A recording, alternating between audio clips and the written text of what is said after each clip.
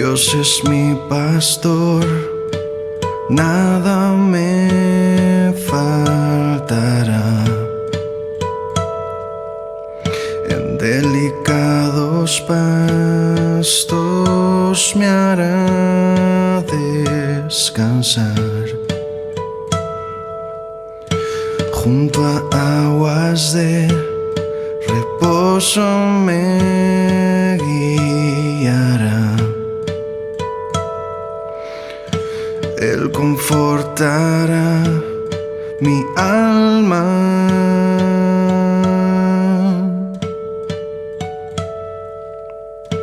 Aunque ande en valle de muerte, no temeré, porque tú estarás conmigo.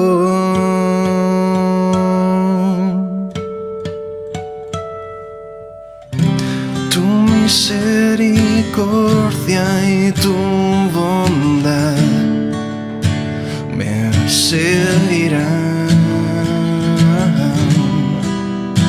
para siempre,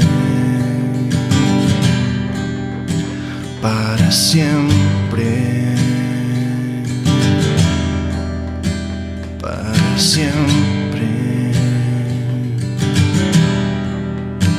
para siempre.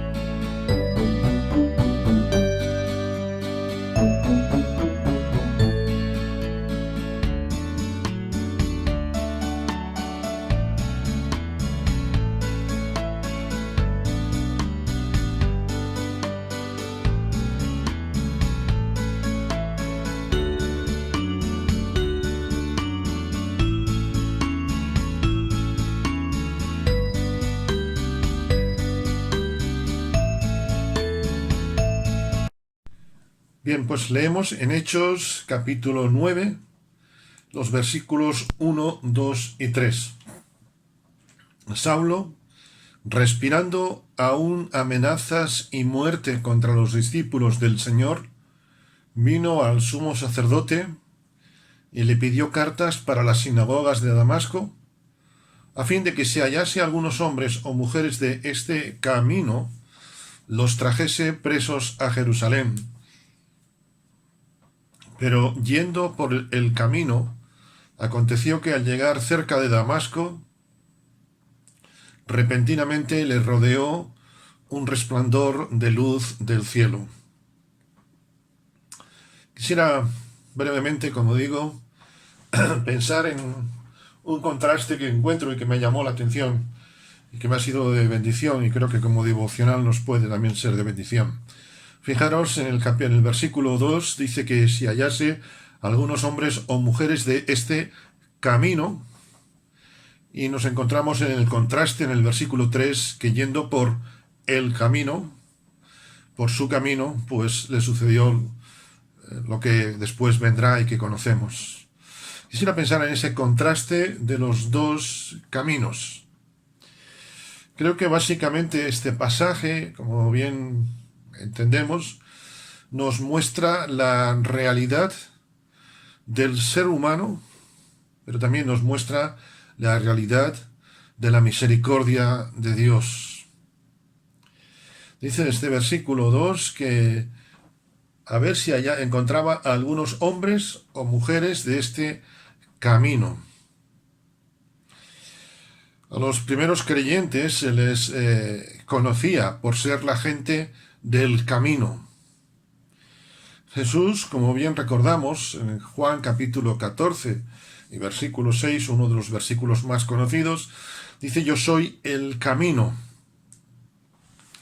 El Evangelio en los primeros siglos, o en el primer tiempo, aquí en los primeros años, aquí está calentito todavía, está recién empezando el Evangelio. El Evangelio impactó porque hablaba de relación, hablaba de camino, de compromiso, un compromiso que incluso a veces, como bien sabemos, y no tardó mucho tiempo, llegaría hasta la misma muerte. El Evangelio impactó porque hablaba de compromiso, hablaba de camino, hablaba de vivencia, hablaba de cercanía, hablaba de algo íntimo. En lo antiguo y en el Antiguo Testamento vemos varias veces como Dios busca tener intimidad con el ser humano. De hecho, en Génesis capítulo 3 encontramos precisamente esta realidad, cuando el hombre se escondió de Dios y Dios le buscaba, porque Dios quería tener relación. Y esa relación que se rompió con el pecado, después vino Jesús a restaurarla. Así empieza Jesús diciendo: el reino de los cielos ha venido, porque ese es el objetivo. Y Jesús diría algún tiempo más tarde: yo soy el camino para esa restauración. Como digo, en el primer tiempo el Evangelio impactó por esta realidad, por el compromiso que suponía. El compromiso hoy no se lleva, pero es que tampoco se llevaba en los primeros años de nuestra era. El Evangelio me temo que hoy no impacta, quizá porque lo hemos rebajado a una experiencia con Dios y no a algo más que una experiencia. Porque las experiencias pueden quedar en el pasado, las experiencias son vivencias del pasado. El Evangelio es algo más que una experiencia, el Evangelio es una relación viva, un camino vivo con el Señor. Si vivimos de experiencias del pasado, lo que podemos tener es un bonito álbum de fotos. Al fin y al cabo, los álbumes de fotos son esos. Son experiencias de nuestro pasado, momentos de nuestro pasado. Y esta es la religiosidad. Pero el Evangelio no es experiencias del pasado, sino una experiencia constante. Leíamos el otro día, ¿verdad? La misericordia del Señor es nueva cada mañana. La misericordia del Señor no es una experiencia del pasado, sino que es una vivencia de cada día. Creo que me entendéis lo que os quiero explicar.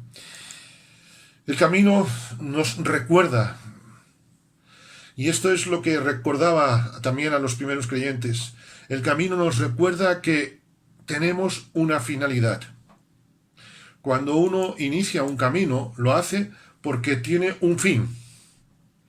Solo el que no tiene finalidad en la vida no recorre ningún camino. Nuestro fin es Cristo. Nagai antes nos lo expresaba en el salmo que nos leía, ¿verdad? ¿Con qué me presentaré? ¿Por qué? Porque tenemos una finalidad y la finalidad es Cristo. Si no tenemos finalidad, no tenemos camino. Y la gente está acostumbrada a no tener camino. ¿Por qué? Porque el hombre se cree el centro. Y no nos podemos olvidar que el hombre no es el centro de nada. El hombre es el objetivo del amor de Dios, pero el centro no es el hombre sino Dios. Como tantas veces también cantamos en otra alabanza, el centro de todo es Jesús. Por eso Jesús es el camino. Por eso el hombre no es el camino. Y esto es lo que le pasaba, versículo 3, a Saulo. Saulo tenía su propio camino, dice el versículo 3, yendo por el camino, aconteció que al llegar cerca de Damasco, y permitidme sin querer forzar el texto, yendo por su camino, le sucedió aquello. Saulo estaba haciendo todo honestamente. Saulo lo hacía todo honestamente y con la mejor de todas sus intenciones. En el infierno, como bien sabemos, aunque espero que no lo veamos, es decir, porque no vamos a estar en él, y espero que todos los que estáis aquí hoy a través de online e incluso por YouTube siguiendo esto, nunca lleguemos al infierno, simplemente porque descansemos en las manos de Dios. Pero en el infierno, como digo, habrá mucha gente con buen corazón, como lo era Saulo en ese momento. Saulo creía en un Dios de la tradición. Creía en el mismo Dios que muchas personas creen hoy en día, en un Dios de la tradición, en un Dios a su manera. Pero queridos hermanos, en este versículo 3 veo la experiencia que todavía hoy sigue habiendo. Jesús dijo, o mejor dicho, Jesús decía, y Pablo también lo recuerda, que todas las veces que celebramos la muerte y la resurrección del Señor, anunciamos que Cristo viene. Y es este versículo 3 esa experiencia. Saulo iba por su camino, pero de repente le rodeó una luz de resplandor del cielo. Cada uno de nosotros antes de conocer a Cristo estaba en su propio camino, pero gloria a Dios porque un día la luz del cielo nos rodeó. Amén. Qué bendición es que un día el Señor viniera a nuestras vidas. Cada uno de nosotros, Isaías 53, nos descarriamos como ovejas, pero el Señor tuvo misericordia de nosotros. Cada uno iba con sus luces, valga la expresión, pero el Señor, qué bendición es que un día, ¿verdad?, nos rodeó a cada uno de nosotros, se nos apareció en nuestro camino de Damasco particular y por su misericordia hoy aquí estamos. En cierto modo, este versículo 3, si me permitís, es la experiencia que unos años antes había acontecido a los magos que fueron a adorar a Jesús. ¿Recordáis? En medio de tantas estrellas, en medio de tantas luces, los magos vieron la luz de Dios. Cuánta claridad habría en el cielo, pero solamente la luz rodeó a este hombre camino de Damasco. Esto nos recuerda lo que el apóstol Pedro escribiría en su segunda epístola, capítulo 3 y versículo 9. Dios es paciente para con nosotros, no queriendo que ninguno perezca, sino que todos procedan al arrepentimiento. Por eso Dios sigue hoy enviando su luz. Ante esta realidad, creo que surge para nosotros, y así lo percibo delante del Señor para mí, ¿cuál es mi desafío? Porque Creo que los creyentes somos mostradores del camino al cielo. Creo que los creyentes somos guías del camino. Os llevo, por favor, acompañadme a Génesis capítulo 37. Génesis capítulo 37. Y creo que esa misma experiencia sigue siendo hoy la nuestra. Leo Génesis capítulo 37, versículos 15, 16 y 17. Es José cuando va buscando a sus hermanos y dice Génesis 37, 15, lo halló un hombre andando él errante por el campo y le preguntó a aquel hombre, no sabemos el nombre de aquel hombre, pero aquel hombre le preguntó diciendo, ¿qué buscas? José respondió, busco a mis hermanos. Te ruego que me muestres dónde están apacentando. José está diciendo, muéstrame el camino. Aquel hombre respondió, ya se han ido de aquí, yo les oí decir, vamos a Dotán. Entonces José fue tras de sus hermanos y los halló en Dotán. Somos, como este hombre, mostradores de camino. Pero, por lo tanto, tengamos en cuenta una premisa. No condenemos a los Saulos que hay hoy en día. Personas que creen que hacen lo mejor para Dios. Me duele cuando a veces algunos creyentes desprecian a algunos que persisten en cosas como idolatría y cosas que Dios desprecia. Porque muchos lo hacen honestamente, lo hacen lo mejor. Este hombre que nos encontramos en Génesis 37 podía haberse reído del errante José. Sin embargo, este hombre me enseña que se necesita, que Dios busca corazones misericordiosos. Mi desafío hoy es pedir al Señor, como decía antes en los temas de oración, que aumente mi fe, que aumente mi visión, que la visión que como cada uno de nosotros como creyentes tenemos sea la visión que tuvo aquel hombre para ver a los errantes. No sé cuánta gente habría en el momento aquel con José, no sé cuánta gente vería a José, cuánta gente se encontraría con él, pero solamente hubo uno que tuvo visión de misericordia. Mis queridos hermanos, intercedamos hoy por los Josés que viven errantes, por los Saulos que están en su propio camino errados. En definitiva, asumamos este desafío y vivamos de un modo práctico la gran comisión. Vivamos de un modo práctico, y quizá lo que voy a decir puede sonar fuerte, y no como un objetivo. Nuestro objetivo no puede ser la gran comisión. La gran comisión tiene que ser nuestra realidad, porque los objetivos siempre son algo futuro. La realidad es algo presente.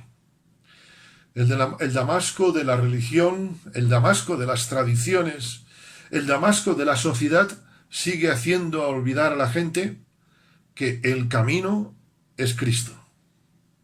Pidamos al Señor, en definitiva, que nos enseñe a mostrar a los demás el camino a Cristo y no el camino al yo.